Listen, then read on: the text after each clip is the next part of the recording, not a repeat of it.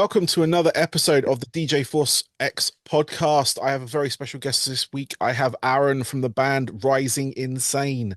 Welcome, Aaron. Hey there. How are you doing today? Um, I'm really fine, but it's yeah, terrible hot outside. We got 35 degrees Celsius here, and I'm sweating all day. So yeah, glad to be here in my studio, which is a little a quite colder place in my house. So Nice. yeah, Cool. Yeah, it was a bit hot here yesterday in the UK, actually. We got up to about 30, it was about 33 in where I am at the moment. And that was quite a thing because like I was sat out here in my little studio as well. But when the sun hits at a certain time of day, like around actually about over the past couple of hours, thankfully it's not been as hot today, but it gets like a little oven in here. I can quite imagine that. It might be shaded, but it's not insulated, if that makes sense. So Yes, yes. um but yeah, no, I mean you guys you're over in Germany. What part of Germany are you in? Oh, we're from northern Germany, like between Hamburg and Bremen, Okay. if you know. Yeah, yeah, roughly. I know roughly around there. Um, and just to sort of start the interview off, if you will, I'd like to get a bit of background on the band because I know you're about to release your fourth album, but That's right. there's going to be probably a few people here in the UK and probably US as well. I've got listeners across both areas that may not have heard of your band before, so it's kind of a discovery episode in that respect. But yeah, if I can get a little bit of your sort of like where you guys came from and to where you got to now. Yeah. All right. Yeah, Rising Insane exists since 2013, I guess. We were just coming from different bands, and I think to explain of how we found each other would be a very, very long story. But let's just say we were playing, participating in different bands, and then we kind of got together and said, well, let's try it because it is difficult to find for people that all want to really go into making music, really are into having a band without going half-ass on things, you know. Yeah. So we just thought we take the opportunity, and yeah, from there on we went until this point right here. Okay. I mean it's pretty good. I went back, I listened to your previous albums and everything, and there's a nice sort of like progression through those albums. And you're about to release your fourth album called Wildfires. It's out on the 23rd of August, so a couple of weeks from Yes. you must be excited. Um Yeah, it's like excited as hell. It's 10 days, and oh man, it has been such a hard work, yeah. and to finally release it, it feels insane. No, that's amazing. I mean, it's a great album. I was fortunate enough to be sent a full copy, stream it, full copy. Thank you. Thank you. And I love it. I mean, the tracks people can hear right now. You've just released Carousel a couple of weeks ago. Yeah, right. About 3 or 4 weeks ago, actually. And there's another track called Monster, Lighthouse, Malicious, Burn, and you did release a single of the first track off the album as well, which was Rain. Um, Yes. so this was how many is that? That's six songs out right now, so it's almost the album. Yeah, yeah, yeah. Well, it's just the today's situation. You know, everything runs best when you just upload singles on Spotify. Yeah, And for a band, especially in our size, it's important to get these Spotify streams, to get the clicks, to get promoters and festival yeah, bookers to know the band. You know, to make yeah to make something out of the music you do. You just release as many singles as you can yeah, to yeah get attention.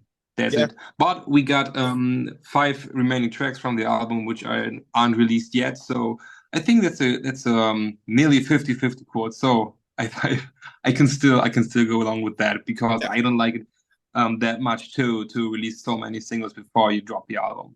Yeah, I mean, there's a few bands doing it. There's a few bands I've had on my on the podcast that have. There's one particular label, in fact, that kind of specialize in monthly releases for the bands, and to have a constant stream of content, like releasing almost the whole album up until the day of release of the album. Then it's got maybe two or three extra tracks on it.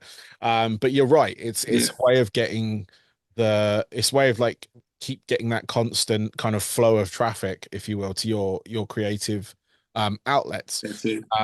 And it's the way that obviously the industry is changing, the way people are taking in music and things like that. A lot of the like I've got a couple of kids myself, and the way they consume music is very different from the way I used to. So I used to go out and buy an album. Yes. My playlists were cover CDs on magazines and things like that. So that was a way Yeah. of me discovering, limited amount of bands, but going out and digging through record stores and maybe taking a chance on a new release. Whereas they are constantly getting music every day of the week. And It was wild. yeah, it is wild. I mean, it feels like, I mean, because I'm no longer in that industry anymore where I'm like I used to release music, and I don't know if I could do like if I was maybe if I was young and had the energy, or younger and had the energy, I could probably do it. But looking at it now, I'm like, but I mean, it wasn't how it was done back then. But maybe, yeah, I don't know. It's crazy. But you can still do it. I know, I know. It's just there's a lot of time, a lot of effort between everything else, Yeah. but we never know, never Yeah. know, never know. Um, It's a lot. Yeah. yeah, yeah. But But yeah, with this album, like I said, that there's a whole bunch of tracks we can go listen to right now. Anything like you've held back like for the release date of the album? Could you give any people any kind of like teasers into that? Like any of the tracks you've got kind of waiting? yeah, I like to tease that we kept the wildest, the most furious, the most hardest track. We didn't release it as a single. It's the track that gave the title to the album. It's the track Wildfires. It's the Yes. last one on the album. Yep. I personally I love the track, and we almost released it as a single, but we thought we might put Wildfires, the song, as the focus track when we release the album Wildfires. So Yeah. I'm really looking forward to release that track because some time ago, I think a year ago, we released the song Drag Me Under, and it got pretty much of Architect vibes.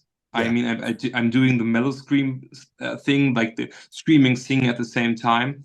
I'm and I'm doing, yeah, just the same on Wildfires. So I'm really curious on how this track will yeah Yeah. go on Spotify, and more important, go along with our listeners. So and on the other hand, we also held back the calmest track, the most slow, the slowest track we ever written. It's called The Door. Mm. It's a piano track, but Yeah. it grows heavy and deep. So I'm really curious on how this song will affect our listeners because we never done something like that before. And yeah, I'm really excited to release this song. Nice. I'm glad you like talked about those two songs, in fact, because I was going to mention them. Because like the door, like really, because like you say, it's got that piano, and that it's different from the rest of the album, but it does fit. It's like, it's like closing the album, if you will, but then hitting them wildfires at the end. Yeah, Yeah. I think you got it pretty often that you have a rather slow one and yeah, calm track before the last boom, before it's for the final explosion. Yeah, yeah. Or some people end on the slow track as well, so they go out. Yeah, yeah. It's kind of an indicator for where they're going and where the like future release is going to look like. And if you're going to hit people with wildfires, then if you continue to get heavy, it's going to make a lot of people happy. So I think yeah, I think the album will leave a lot of question marks because we really are changing the style throughout the album quite often. I mean, Monster is such a vibey and rather pop rock track. For example, Wildfires is a complete opposite. And then we have The Door or a song like Carousel, which is sounding like, yeah, usual metalcore, I guess. yeah, But yeah, that's it. I mean, it's like I said it before, it's a solid album. Like I'm looking forward to people hearing it, especially here in the UK because it's kind of like, I mean, to me, you are like I know you've been around for a little while, but you are a new band to me. Like I only recently discovered you. That's nice to hear. I love that. Yeah, it's through your the good people at Hold Tight PR. Um, and they sent me your records as and when you've released them because obviously your label's probably tied in with them. But yeah, no, I was really enjoying it. I'm on a big sort of like metalcore kind of groove metal kind of, I don't know, like almost new metal back in the wave on that side of it because I was very big in the new metal world, but like very much into that side of things back in the day. And like I'm loving these bands kind of like yourselves coming around now that are hinting at those vibes that those bands had. It's almost like you're kind of like the influence side of things. But yeah, I mean, like I mean, on that sort of like note of influences, who are the band's main kind of like, you know, what inspires you, or who inspires? Well, for this particular album for Wildfires, we try to find something very very new because people told us, like close people or friends told us, you've been doing the same music for over 10 years right now. Maybe you should change something. And we said, yeah, we gotta change something because we wrote the tracks for Wildfires, or we hopefully wrote the tracks for Wildfires, but we were realizing that we were just copying ourselves. So we need something new, some new influences. And so we went. I was listening a lot to Don Broco while we were Yeah, writing the Wildfires album, because I wanted to get this happy, catchy party vibe. yeah, We are having these cover songs. We have a Maniac and Blinding Lights, and when we play the songs live, people always get happy. You can see them smiling. They are dancing. They are celebrating music all together. I don't know, but it's just such a cool way to have a concert, to stand on the stage with people in the crowd and just celebrating. And I was like, maybe we can write songs that give the same energy when you play them live. So we were like, maybe we can do something like happy metalcore, something like yeah, that. yeah. So we wrote songs like Rain or Burn, Malicious, who are more uplifting, who are more dancey, you know? That was just a thought that yeah, just went along writing the whole album. Nice. So I mean, obviously Don Broco, the British, we do love them here, um, and they are the big sort of party rock, party metal band that we kind of have. I mean, might not be deliberate, but a lot of their stuff is very. I mean, their videos are one thing, and their It's live show is completely insane as well. So, and I've been fortunate enough to have them on my podcast over. Oh, I must have been about 4 years. really, Yeah, I had the singer on, and I think it was during when everything was locked down, or or was it after that? But I gotta listen to this episode, man. yeah, it was This must be quite interesting. yeah, and it was a fun episode for me because we there was a lot of stuff that I had to edit out, but um, he was literally because it was so hot on the same sort of thing as where we're at right now. He was literally sat there in his underwear. Um, at one point, his computer was about to die, and he had to get up. And I stopped recording at that point and then edited that bit out. But it was one of those moments that I've had with them. Um, Yeah. are there any other bands that you guys like? But I mean, from like obviously you're speaking for other band members at this point, but I mean, anything else that obviously, quite a huge influence still architects. yes, Like Sam Carter is just my idol. I very very long time. I tried to do these mellow shouts. I tried to sing like him, and yeah, when I finally got to the point where I said, well, I'm happy now with how my voice sounds, and I can do these mellow shouts.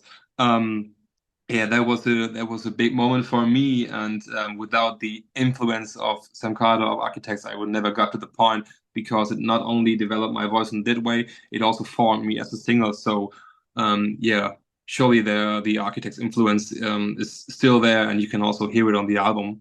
yeah, And yeah, I don't.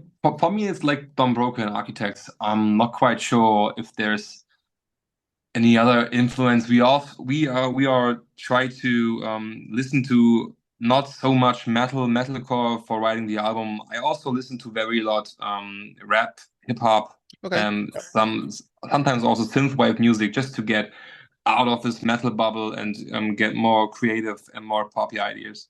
Nice, nice. Synth, I love synth. I recently had I don't know if you've heard of them, LeBrock, um, on this show as well, and they're quite big in the sort of synth world, synth wave, well, because they're actually a live touring synthwave band, um, and very kind of like yeah, kind of like 80s style Yeah, I love that. synth music, but the vocals as well are just brilliant. But yeah, no, I mean it's good to, I mean, good to hear that our like the British music is making influence around the world, which is always good because Architects, I mean, they've just headlined Bloodstock Festival, so Yes. they're doing well.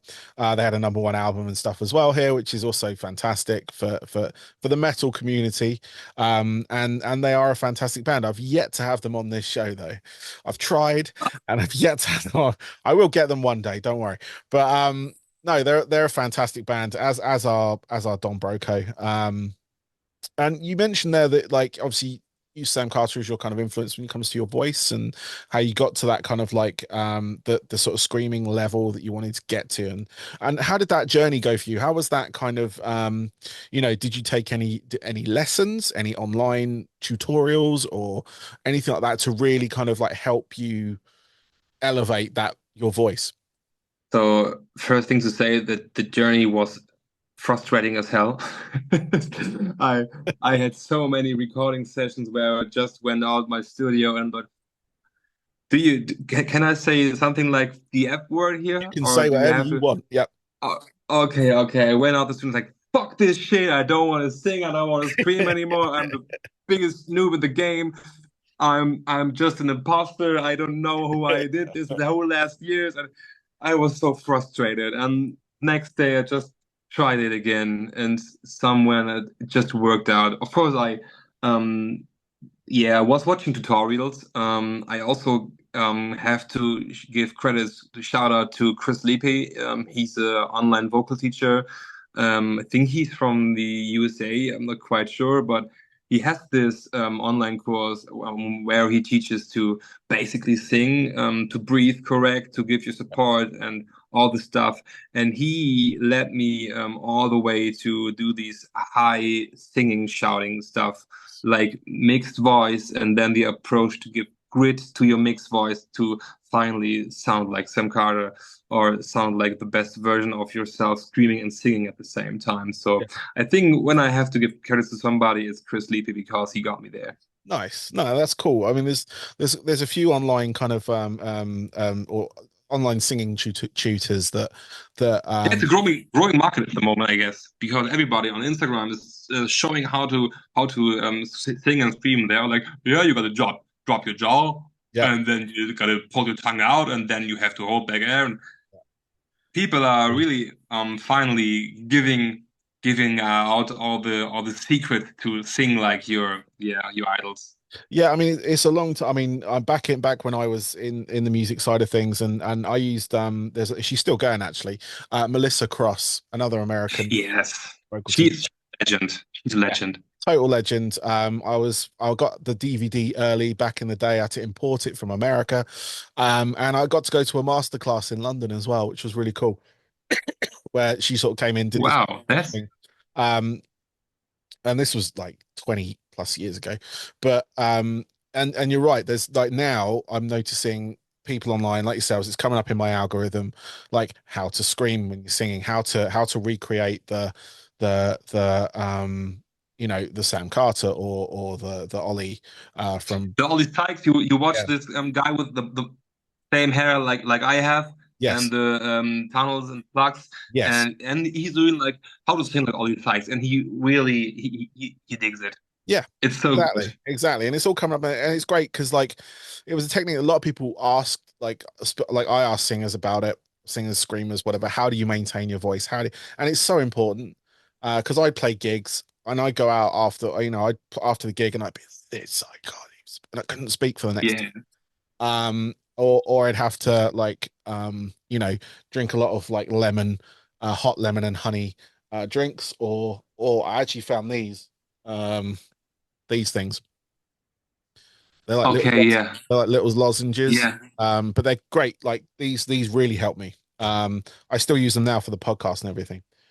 So but yeah, that they were really good. But yeah, this Melissa Cross thing totally changed everything because it was like there was a couple of vocalists back then that I wanted to kind of, that were my influence. Didn't want to sound like them as such. I wanted to be the, like you said, Yeah. the best version of yourself, but close to them. And it was like Tim Williams of Vision of Disorder, and they're like a All new right. hardcore groove metal band from back when. And like she like worked with him. She worked with Randy from Lamb of God. She worked, I mean, you've seen it. You've Corey Taylor, I believe, I think as well. She's worked like with everybody. Yeah, Like, it was just crazy, like, and doing like the masterclass. But it is so important for people, anyone listening who like getting into metal vocals. I mean, recently I've been helping my niece with her because she's very much into rock and metal, and she was wondering how to scream and how to not hurt herself whilst doing it. So I was recommending like the Mr. Cross and it's quite that good lot. that quite good that she's asking how to not hurt herself because Yeah, then she's realizing that she's doing something wrong. I mean, when I was 13 and I wanted to learn to scream, I didn't know that I was doing something wrong when it hurts. I just went further and further, and yeah, yeah, then I was asking myself why my throat is sore. So yeah, exactly. But anyone listening, there are ways you can scream and yes, not hurt yourself. yes, Fantastic. everybody can scream. Exactly. That should be, you should bring out a DVD with that. Uh, everybody can scream. Um, but no, that's cool. No, that's really cool. And it's great to sort of like hear that side of it and how you use the online, because I'm very big sort of like people like finding these things out and having a positive algorithm of finding things that will help you rather than things that are detrimental to your mental health, if you will. Yeah. And things like that I get popping up on my thing all the time, and it's great to see it because I'm like, this is great. It's teaching people how to do it, and because I know it's a good way of doing it, it's like I know they're doing it right. It's good, so they can keep going. Um, but obviously back to your band, kind of going off on there. But you got Rising Insane. You guys, you've got a couple of tour dates coming up at the end of the year, over in Germany. Yeah, that's right. Um, We got and the Wildfires tour. yeah, We were going to 8 cities, cities that we haven't been on our last tour, the Unite and Conquer tour. Yeah, we toured 9 cities there, and now we got the last 8 cities, the 8 cities in Germany that we did not play when we were on the first tour in this spring. Yeah, nice, really excellent. looking forward to it. No, I mean it's I mean I sort of I noticed some of the cities that you're going to and stuff, and I'm hoping it does well for you and everything. I'm sure it will be. I'm not going to be in Germany, unfortunately. Yeah, thanks. Uh, but Hopefully we get to the UK someday. We never been to that's UK before. There were some dates and shows planned, but it all ends up in COVID. yes. So that kept us away from the UK. But yeah, hopefully we can get there soon. Yeah, no, definitely. That's what I was actually about to ask you. Is there any like chance of UK shows? And obviously, you had them booked before, and COVID messed up a lot of people's plans. Um, Yeah. but like obviously, if you guys can get over here, that would be fantastic. I'm sure there'll be a lot of people wanting to hear you and see you on that front. Obviously, viewers of my show that are checking out your music, if they dig it, then make a trip to Germany. Go on. Um, Yes. do something special. But no, obviously we can get if we can get you over here if you're on tour with someone, or if you're coming on your own sort of boat. But you've got um UK PR, obviously, so that's working for you in that respect because I wouldn't have heard from you otherwise. But yeah, no, I mean, hopefully, I want to see how you guys do it live as well. Um, which yeah, hopefully you'll be able to get over here probably. I don't know, probably next year at this point. I think we're too far into this year to sort of plan too close. Yes. But maybe hit some of the festivals or something, do the festival circuit or something like that. I Um, mean, there are so many great festivals in UK that we want to play. So yeah, let's nice. just keep our fingers crossed that we might that we make it someday. Yeah, definitely. I mean, I'll be keeping an eye out for it. So, Okay, if you thanks, do, man. I will be there. Don't worry. Um, but yeah, I've got a couple of questions left for you, Aaron. Then I can let you get on with the rest of your evening. Um, Yeah, let's go. so what I want to find out from you, are your three most pivotal records. Now, not necessarily your favorite records, like favorite albums or anything, but the ones that kind of like you heard and you're like, I want to sing, I want to be in a band, or anything like that, what if you can pinpoint those records, which ones would you choose? Oh, that's a difficult question. I think that's why you asked it It because it's a is. good It is. question. I don't like It's to, a I've got to make it's you a think really at good some point. question. So So that brings me back to the point when I was a teenager and I decided that I want to make music, that I want to start making music. And there was the time when I was listening a lot to Nirvana. okay, yep, Uh, I was sitting in my room playing "Come as You Are," "Smells Like Teen Spirit," and listening to Metallica and Nirvana all day. So yeah, I think that was the moment where I said I don't want to play guitar just for myself. I want to play it in a band. yep, And then I really got into Bullet for My Valentine, and I felt like, man, I love this fast and heavy music. I love the screaming. I love the shouting. I want to be able to do that as well. And from there, the dream arose to, yeah, go on stage, play music like that, play big stages, play big crowds. I yeah, I can still remember watching the Live in Texas DVD from Linkin Park, yeah, and one thing that really got me was when when they didn't come off stage, but they were making just guitar sounds, drum sounds from backstage, and people were going crazy. And I felt like, man, if I could be up on a stage someday and just making a wow or something else, and people go crazy because they want to see you. I felt like, man, if I can do something like that, if I can get to this point, that would be awesome. So I think that was kind of the starting point for me to, yeah, start making music in the band. nice, excellent. I mean, fantastic choices there. I mean, it's like Nirvana. I mean, Nirvana and Nirvana. They're iconic. They're legendary. They they are Nirvana. Yes. um, obviously Metallica, Bullet for My Valentine. You mentioned there as well. I mean, Bullet for My Valentine. They're from around. Well, they're from the UK. So another one. I'm liking this. I've seen them live so many times, and they were always surprising me on how they still do so well on stage. Yeah, They were brilliant. Every time I saw them live, it was Rock am Ring every time, and they were delivering every nice, time. excellent. That's good to hear. I haven't seen them live in a long time, but yeah, I've shared the stage with them before as well, and Really? well, back very early on in their life, Damn, man, it's great. they played one of the shows that we were on. They were one of the support bands, and yeah, they were good then. Basically it was kind of like a Machine Head Trivium type sound at that point. Yeah. Obviously, they honed it, they got it, and they kind of really came out as their own. They've developed their own kind of sound now that the Bullet for My Yeah, they Valentine did. sound. So it's always great to watch these bands grow like that and actually see them as they're like, on a tiny stage and how they've sort of paid their dues and worked their way up, to playing the arenas that they're playing now. Um, and it's fantastic. And their albums, they keep producing good albums. So keep going, on that. Yeah. Lincoln Park as well. It's a big favorite of a lot of people. The Live in Texas DVD, though, I haven't heard that one been mentioned. It's usually Yeah. Hybrid Theory or Meteora.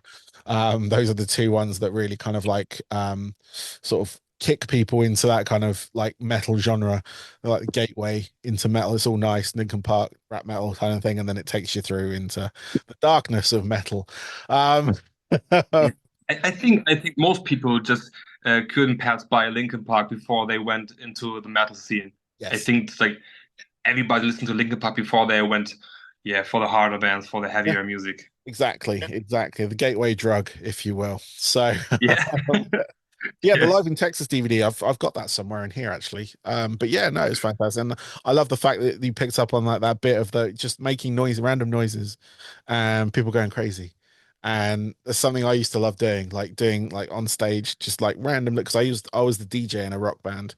So I was like Mr. Hahn in Linkin Park, basically.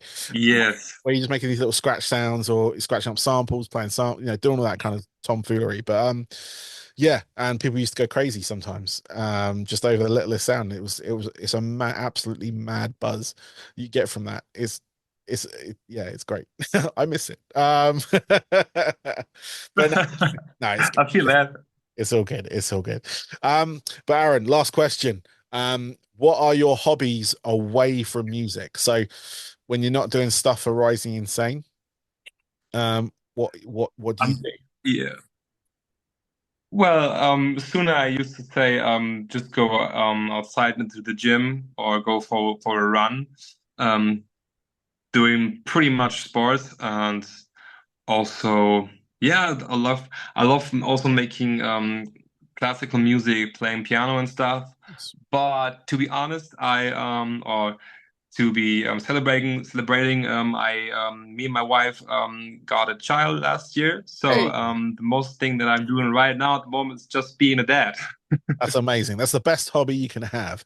Um, Yeah. and from one dad to another, that is definitely one of the best hobbies you can have. I shouldn't call it a hobby, but for the context of this, it is. I've raised two of Yes. my own. They're now teenagers and everything, so hopefully they're adjusted just about.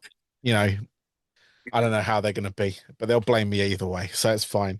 Um, um, but it's one of those things of parenthood and everything. But yeah, congratulations, obviously from last year having a child, which is amazing. Thank Um, you.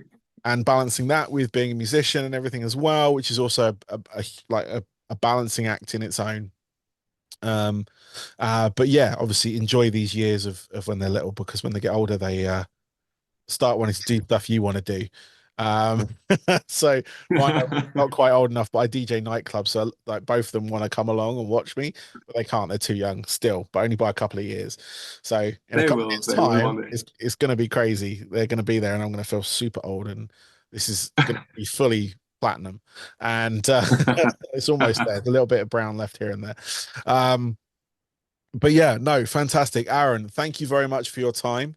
Everybody, check out Rising Insane. They got a new album called Wildfires. It's out on the 23rd of August via Long Branch Records.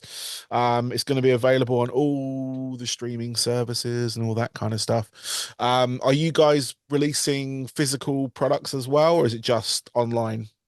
We released two different colors of vinyl. So we got the LPs and we also got the CDs. And of course we got some merchandise for the new album as well. So yeah, just check out our shop, our Instagram, and then we can see a whole bunch of items that you can grab. Nice, nice. And your website is risinginsane dot Yeah, de.